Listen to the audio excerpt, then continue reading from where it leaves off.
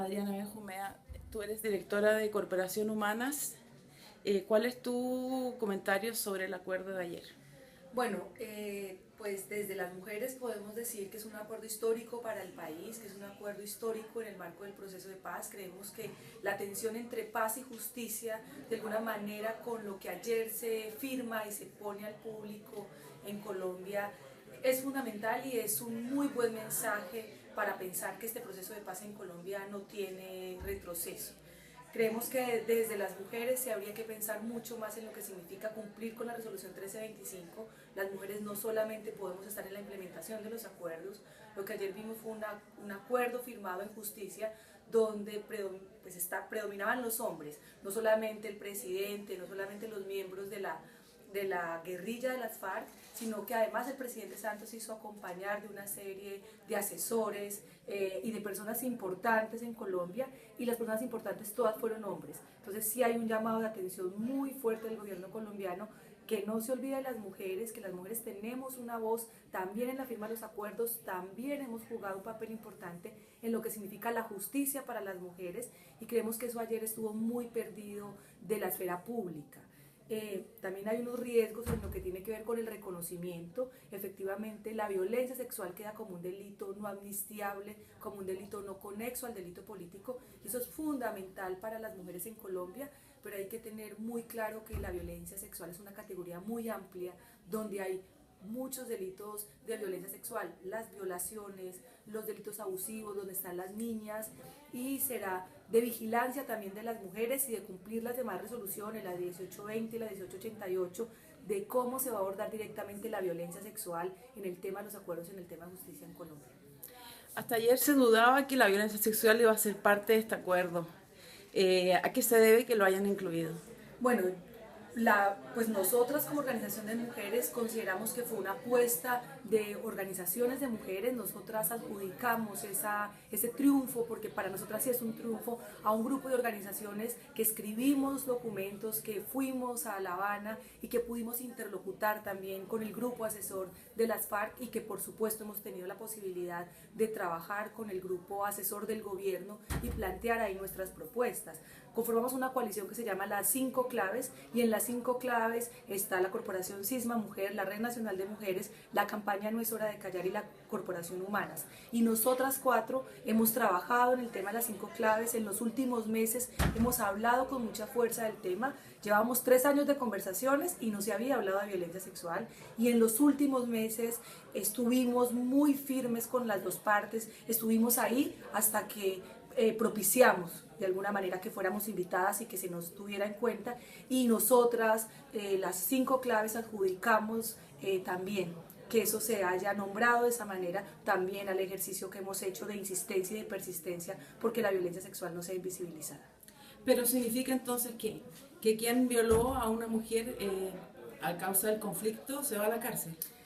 Sí, eso, digamos que eso es lo que se presenta públicamente. Ahora es mucho más complicado que eso, porque no puede ser el tema de las manzanas podridas que se habló tanto en Colombia, que no eran políticas de la guerra, que eran hechos aislados, y todavía nos queda una tarea por hacer, porque en muchos casos no fueron hechos aislados ni de la fuerza pública ni de la guerrilla de las FARC. La fuerza pública no solamente aisladamente un militar violó a una mujer, hubo zonas de enfrentamiento con la guerrilla donde una de las formas de accionar, uno de los patrones que utilizaba el ejército era violar a aquellas mujeres que consideraba guerrilleras o que eran presuntas guerrilleras. Y en el caso, por ejemplo, de la guerrilla de las FARC, en muchos casos los frentes utilizaron violencia sexual, por ejemplo, para presionar a mujeres para el reclutamiento de sus hijos o de sus hijas.